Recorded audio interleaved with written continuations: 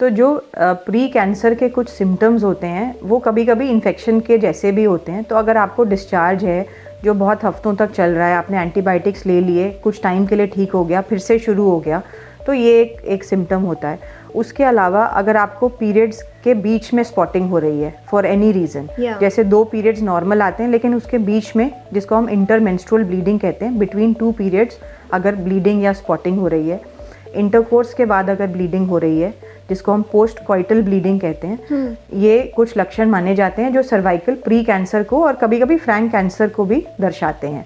उसके अलावा अगर आपको पेन है पेल्विक एरिया में कॉन्स्टेंटली, या एडवांस कैंसर में हम देखते हैं वेट लॉस हो सकता है, मोशन में दिक्कत हो सकती है, यूरिन में दिक्कत हो सकती है, तो ये सारे लक्षण होते हैं जो कि कैंसर को दर्शाते हैं। बट अगर हम प्री कैंसर पे फोकस करना चाहें तो इन्फेक्शन जो ठीक नहीं हो रहा या ठीक होने के बाद बार बार हो रहा है, और कोई भी अबनॉर्मल ब्लीडिंग पैटर्न, और वो अबनॉर्मल अगर जैसे पीरियड्स किसी के ख़त्म हो गए हैं, 50 के आसपास मीनोपॉज हो गया है और दोबारा ब्लीडिंग शुरू हुई है, तो ये इसको हम एक तरह से रेड फ्लैग सिम्टम मानते हैं, जिसको कि महिलाओं को नहीं इग्नोर करना चाहिए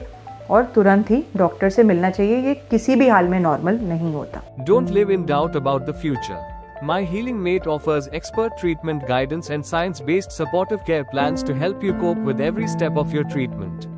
Your best mate during your journey with cancer.